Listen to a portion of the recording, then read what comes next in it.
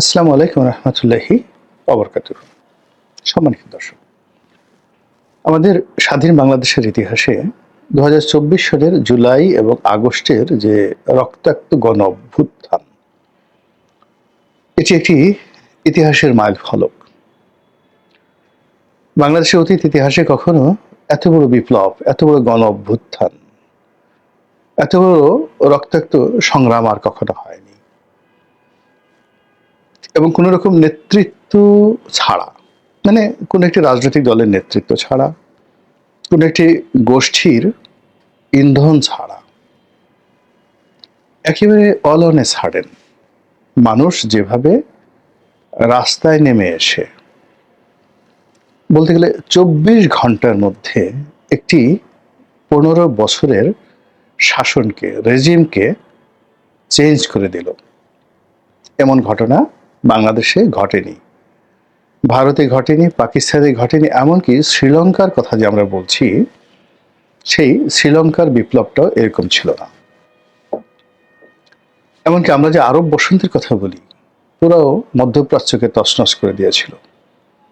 সেটা মরক্কো, তিউনিসিয়া, তারপরে Libya, Iraq, মিশর। বিশেষ করে মিশরে মুরসির ক্ষমতা গ্রহণ এই আরব বসন্তের পরে।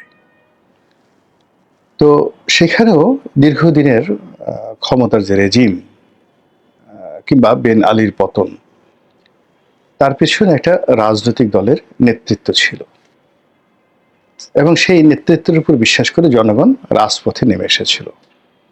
আর বাংলাদেশের যে জুলাই এবং আগস্টের যে বিপ্লব, এই বিপ্লবের কোনো নায়ক ছিল না, কোনো মহানায়ক ছিল না, কেবলই প্রতিপক্ষ ছিল।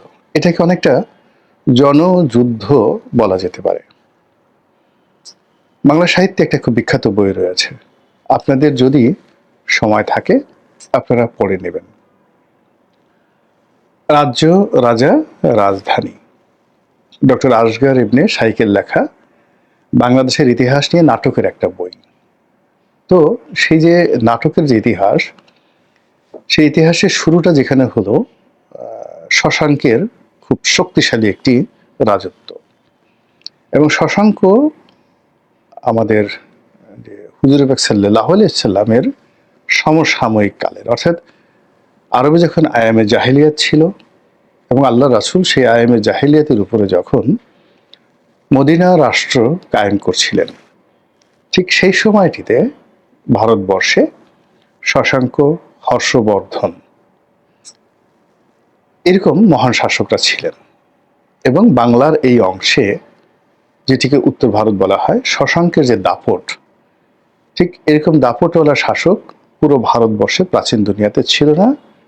এবং ওই সমসাময়িক কালে শুধু রোমান সাম্রাজ্যের সঙ্গে তুলনা করা যেতে পারে সব দিক থেকে। এত চমৎকার একটি শাসন ব্যবস্থা বাংলাদেশে ছিল। তো শশাঙ্কের মৃত্যুর পর তার যে সুসংগঠিত রাজ্য, সেই রাজ্যে বিশৃঙ্খলা তৈরি হয়। তারপর শুরু হয় জনযুদ্ধ। কোনো নেতা নাই, কোনো রাজ্য নেই, আইন নাই, শৃঙ্খলা নেই, এবং সারা দেশ মবের রাজত্বে পরিণত হয়ে গেল। কতদিন? ১০০ বছর।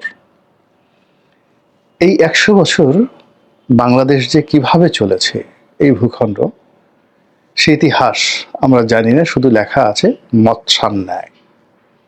নদীতে যেভাবে বড় মাছগুলো ছোট মাছকে গিলে খায়, ঠিক ওই বাংলায়, শশাঙ্ক পরবর্তী বাংলায়, ধরুন ৬৫০ খ্রিস্টাব্দ থেকে ৭৫০ খ্রিস্টাব্দ অবধি, এই সময়টিতে এখানে এই মৎস্যান্যায় অবস্থা, তো জনযুদ্ধ ছিল।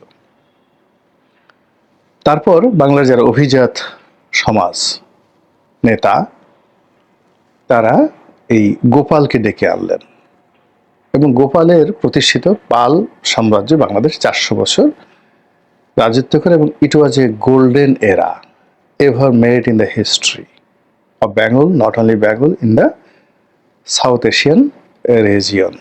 পাল বংশের সেই গৌরবোজ্জ্বল যে রাজত্ব, কি শিল্প, কি সাহিত্য, তারপর কি সেই ভাস্কর্য, ধর্মতত্ত্ব, তারপর বিশ্ববিদ্যালয়, শিক্ষা দীক্ষা, বিচারালয়, মানে পাল সম্রাটদের সেই যে গৌরব গাথা বাঙালি মাথায় করে রাখার মতো।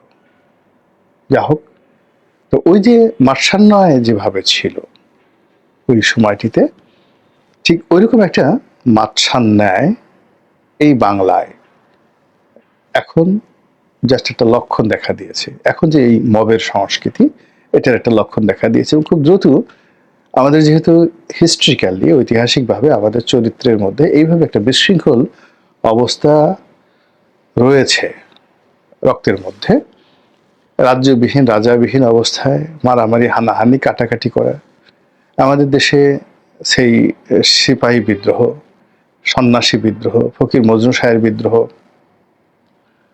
তারপরে পলাশীর যুদ্ধের সময় এখানকার যে বেইমানি, এই যে আমেনা বেগমের বোন যে ঘসিটি বেগম, তিনি কোথায় ছিলেন? এই ঢাকাতে, এই বুড়িগঙ্গা নদীর ওপারে তার হিরাজির প্রাসাদ ছিল, এখানে বসে তিনি সিরাজদৌল্লার বিরুদ্ধে চক্রান্ত করেছেন। ফলে এই বাংলা খুব সহজ বিষয় নয়, এখানে অনেক জটিল ইতিহাস রয়েছে এবং এই বাংলার মাটি, বাংলার মাটির সঙ্গে সম্পৃক্ত পশু পাখি, মানুষ, ফল ফলাদি, এখানে যেমন ইতিবাচক দিক রয়েছে আবার নেতিবাচক দিক রয়েছে এবং সেই নেতিবাচক দিকের খপ্পরে আমরা এখন পড়তে যাচ্ছি।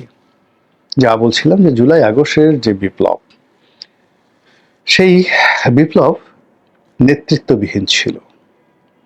এখন যারা মাস্টার মাইন্ড বলছেন বা যখন রাষ্ট্র পরিচালনা করছেন, মানে সেটা ডক্টর মোহাম্মদ ইউনূস হোক, তার প্রেস সেক্রেটারি শফিক সাহেব হোক, কিংবা আসিফ নজরুল হোক, নোবডি, কিংবা আসিফ, নাহিদ, সার্জিস, এখন যারা নেতা আছেন, মানে তারা ওভাবে একটি আন্দোলনের সুপ্রিম লিডার বা দৃশ্যমান কোনো লিডার ছিলেন না। যেভাবে 69-এর গণ অভ্যুত্থানের নেতা আছে, 71-এর মুক্তিযুদ্ধের নেতা আছে, এরশাদ বিরোধী আন্দোলনের নেতা আছে, একদম গ্র্যান্ড লিডার, সুপ্রিম লিডার, ঠিক সেই অর্থে এই জুলাই আগস্ট বিপ্লবের কোনো সুপ্রিম লিডার নেই। যারা আমাদের এই সমাজের যারা গণ্যমান্য ব্যক্তি কিংবা সমাজে যারা হর্তাকর্তা এখনো আছেন, আগেও ছিলেন, তাদের সাথে সমপর্যায়ের এক টেবিলে বসে নিজেদেরকে নেতা পরিচয় দেওয়া বা তাদের সামনে বসে আমি নেতা, এইরকম একটা ভাবসাব দেখানোর মতো অবস্থা জুলাই আগস্ট বিপ্লবের শেষ দিন পর্যন্ত ছিল না, মানে আগস্ট মাসের 5 তারিখ পর্যন্ত ছিল না। বরং এখন যারা নেতা দাবি করছেন তারা সবাই ছিলেন মজলুম। আমরা যারা আমজনতা তাদেরকে ভালোবেসেছি, তাদের প্রতি দয়া দেখিয়েছি, তাদেরকে মাথায় করে নেচেছি এবং তাদের জন্য দোয়া করেছি। তাদেরকে সহযোগিতা করার জন্য ঘর থেকে মা বোনেরা রাস্তায় নেমেছে, ছোট শিশু, মানে 5 বছর 7 বছর একটা শিশু ঢিল ছুঁড়েছে, তাদেরকে পানি খাওয়ানোর জন্য রাস্তায় অনেক মানুষ নেমে গেছে। এই যে একটা জনযুদ্ধ, সেই জনযুদ্ধের ফলে রক্তাক্ত জুলাই এবং রক্তাক্ত আগস্ট যে নতুন ইতিহাস তৈরি করলো, সেই ইতিহাসের 5 তারিখে, আগস্ট মাসের 5 তারিখে একটা রেজিম, 15 বছরের একটা কন্টিনিউয়াস রেজিম পরিবর্তন হয়ে গেল এবং এই প্রথম বাংলার ইতিহাসে কোনো রাজা, কোনো প্রধানমন্ত্রী, সরকার প্রধান এভাবে দেশ ছেড়ে চলে যেতে বাধ্য হলেন। তো যাই হোক, আমরা খুবই আশাবাদী হলাম এবার দেশের একটা কিছু হবে। 15 বছর অপশাসন, ফ্যাসিবাদী শাসনের পর একটা ব্যাপক পরিবর্তন হবে এবং খুশিতে আমরা 3-4 মাস ঘুমালাম না, ঠিকমতো খাওয়া দাওয়া করলাম না এবং আমরা চোখ বন্ধ করে রাখলাম আনন্দে, আবেশে। আপনি দেখবেন খুব ভালো খাবার খেয়েছেন না, খাওয়ার পরে ঘুম এসে যায়, তো মানুষ চোখ বুজে থাকে। কিংবা ধরুন আরও কিছু স্নায়বিক এবং যাকে বলা হয় শারীরিক কিছু ইন্দ্রিয়গত আনন্দ রয়েছে, পুলক রয়েছে, আনন্দ রয়েছে। তো সেই পুলক যখন অনুভব করেন তখন আবেশে আপনি চোখ বন্ধ করে ফেলেন। ধরুন আপনি সেলুনে গেলেন, খুব ভালো করে নাপিত ঠাস ঠাস করে আপনাকে বানাচ্ছে, পিঠ টিপছে, মাথা মানে মাসাজ করছে, আপনি চোখ বুজে আহ উহ করে আপনি উপভোগ করবেন। আপনি সঙ্গম করছেন ভীষণ রকম, যার সঙ্গে করছেন আপনার স্ত্রী। তো আপনি অনুভব করছেন, সবসময় তো হয় না, সেদিন আপনাদের মনের মিল, সেদিন আপনাদের পোশাক, রাতের খাবার বা দিনের খাবার সব মিলিয়ে শরীরের মধ্যে এমন একটা রসায়ন। তো যখন আপনার সঙ্গমের চূড়ান্ত মুহূর্ত এলো, আপনি হা করে ফেললেন, চোখ বুজে ফেললেন। তো ওই যে অনুভূতি, শেখ হাসিনার পতনের পর আমাদের কোটি কোটি মানুষের ওর চাইতেও বেশি সুখানুভূতি হয়েছিল, এবং সেই অনুভূতিতে আমরা সেপ্টেম্বর, অক্টোবর, নভেম্বর মাস হা করে চোখ বুজে উহ আহ আরাম এভাবে বসেছিলাম। যখন চোখ খুললাম, দেখলাম সর্বনাশ হয়ে গেছে। অর্থ ব্যবস্থা, শৃঙ্খলা, রাষ্ট্র ব্যবস্থা, বিচার ব্যবস্থা সব কিছু তছনছ হয়ে গেছে। আর নতুন এক শ্রেণীর দুর্বৃত্ত পয়দা হয়ে গেছে। আমাদের ভাবনার মধ্যেই দুর্বৃত্তপনা ছিল না, এমন কিছু অপরাধ তৈরি হয়ে গেছে যে অপরাধের কথা আমরা স্বপ্নেও কল্পনা করিনি, কিন্তু সেগুলো চলে আসছে। ফলে কি হলো, সেই আবেশটা কাটার সঙ্গে সঙ্গে মানে কেমন একটা অবস্থা। ধরুন আপনি ওইরকম আগে যেটাকে বললাম যে আপনি খুব দুপুরে ভালো খাবার দাবার খেয়ে একটা ভাত ঘুম দিয়েছেন, স্ত্রী সঙ্গম করে সুখানুভূতিতে চোখ বুজে আছেন, হঠাৎ করে মনে হলো আপনার লুঙ্গির মধ্যে বা আপনার প্যান্টের মধ্যে, ট্রাউজারের মধ্যে একটা গোকরা সাপ ঢুকেছে, আপনি যেভাবে দৌড় দিবেন। অথবা দুপুরে ভাত ঘুমাচ্ছেন, হালকা হালকা জাস্ট শব্দ শুনতে পাচ্ছেন, চোখ চেয়ে দেখলেন যে আগুন লেগেছে। কোথায় আগুন লেগেছে? লুঙ্গিতে আগুন লেগেছে। কি করবেন আপনি বলেন? ভাবেন তো। ঠিক তদ্রুপ আমরা যখন সে আবেশ কাটিয়ে চাইলাম, তখন দেখলাম যে শেয়ার মার্কেট লুট হয়ে গেছে আগের চেয়ে বেশি হারে। আমরা যখন তাকালাম তখন আমি দেখলাম যে ব্যাংকের যে ব্যবস্থা, আমানত এবং ঋণ খেলাপি ঋণের পরিমাণ মারাত্মক ধস নেমেছে। নতুন নতুন টাকা ছাপানোর যে অভিযোগ, মুদ্রাস্ফীতি ঘটানো এবং নতুন টাকা ছাপিয়ে সবকিছু সামাল দেওয়ার যে ছলচাতুরি আওয়ামী লীগের ছিল, তার চেয়ে বেশি হয়েছে। যখন দেখলাম মব সন্ত্রাস, মোবোক্রেসি, টেকনাফ থেকে তেঁতুলিয়া পর্যন্ত মানুষের জান মাল ইজ্জত আবরু সবকিছু নিয়ে টানাটানি করে তস নস করে সমস্ত সামাজিক বন্ধন ছিন্ন করে দিয়েছে, তখন আর কি করব? আমরা আমাদের মতো আর্তচিৎকার শুরু করলাম। অনেকে বেশি ভয় পেয়ে গেল, অনেকে এই আমাদের মতো টুকটাক করে বলা শুরু করলো। আর যারা পরাজিত হয়েছে, পরাজিত শক্তি জুলাই আগস্টের আওয়ামী লীগ, তারা শুরু করলো পাল্টা আক্রমণ। ফলে 2025 সনের জানুয়ারি থেকেই আওয়ামী লীগ ফিরে দাঁড়িয়েছে, ঘুরে দাঁড়িয়েছে বিভিন্ন কৌশলে। তারা মিছিল করছে, মিটিং করছে, বক্তব্য দিচ্ছে, গলা বাড়িয়ে নানা রকম যাকে বলা হয় তথ্য উপাত্ত দিয়ে বাংলার মানুষকে বোঝানোর চেষ্টা করছে যে তাদের জমানাই ভালো ছিল এবং তারা আবার বাংলাদেশে আসবে, এসে আরো সুন্দর একটা শাসন ব্যবস্থা তারা গড়ে তুলবে এবং তাদের নেত্রী শেখ হাসিনা বিশ্ব নেত্রী, সেই বিশ্ব নেত্রীর হাতেই কেবলমাত্র বাংলাদেশ নিরাপদ, এইরকম একটা ন্যারেটিভ তারা প্রচার করছে। তাদের যে সকল মন্ত্রী, এমপি, নেতা যারা লজ্জায় ৩-৪ মাস মুখ দেখাননি, তাদের নেত্রী শেখ হাসিনার নির্দেশে অনেকে অডিওতে হালকা পাতলা বক্তব্য দিয়েছেন, কিন্তু ভিডিও ফুটেজে তারা আসেননি। তো সে সকল আওয়ামী লীগের নেতা, সাবেক মন্ত্রী, এমপি, তরুণ, বৃদ্ধ, বনিতা, নারী, পুরুষ সবাই দেশের ভিতরে না, দেশের বাইরে থেকে, আন্তর্জাতিক অঙ্গনে থেকে তারা প্রতি মুহূর্তে জাতিকে বিভ্রান্ত করছেন, আশার বাণী শোনাচ্ছেন এবং বর্তমান সরকার বিপ্লব, জুলাই আগস্ট বিপ্লব, তারপরে দেশের চলমান সবকিছু নিয়ে তারা একটার পর একটা মবক্রেসি তৈরি করছেন। তারা সব বিষয় নিয়ে এমন ন্যারেটিভ তৈরি করছেন যেটা সামাল দেওয়ার মতো বর্তমানে বিএনপির কোনো ন্যারেটিভ নেই, আর সরকারের তো একেবারেই নেই। সরকারের সবেধল নীলমণি একজন প্রেস সচিব আছেন, আর আছেন ২-৩ জন ইউটিউবার দেশের বাইরে। তো এই ২-৩ জন ইউটিউবার এবং একজন প্রেস সচিবের যে ন্যারেটিভ, এই ন্যারেটিভটা মূলত কিছু লোকের মধ্যে বারবার ঘূর্ণিপাক খায়, কিন্তু আমজনতার মধ্যে যায় না।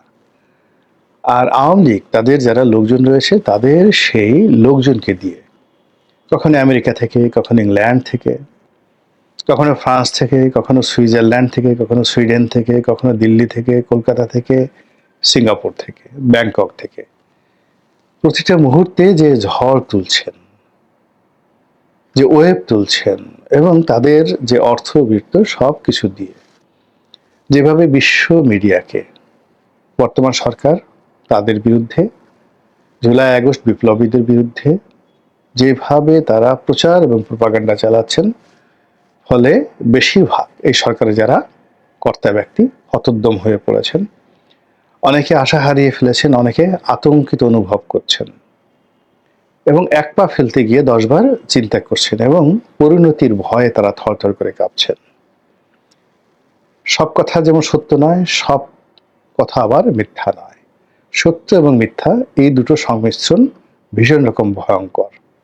সেই ভয়ঙ্কর কাজটি আওয়ামী লীগ গোয়েবলসের মতো বা তার চেয়ে আরো সুন্দর করে ডক্টর মোহাম্মদ ইউনূস সরকার এবং বিপ্লবীদের বিরুদ্ধে তারা প্রচার চালিয়ে যাচ্ছেন, এবং তারই ধারাবাহিকতায় এই যে 2025 সনের জুলাই, যেটিকে সেলিব্রেট করার জন্য আওয়ামী লীগ এবং ডক্টর মোহাম্মদ ইউনূস সরকার সর্বোচ্চ চেষ্টা করছেন।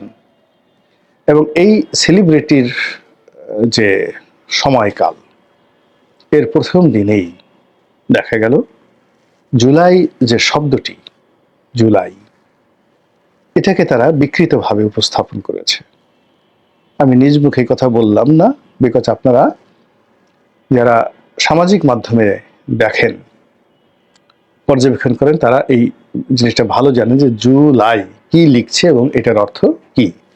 এবং আওয়ামী লীগ তাদের যে ভেরিফাইড পেজ রয়েছে ফেসবুকে এবং অন্যান্য সামাজিক মাধ্যমে, সেখান থেকে জুলাই আগস্ট বিপ্লব সম্পর্কে কি ধরনের ন্যারেটিভ তারা প্রচার করছে।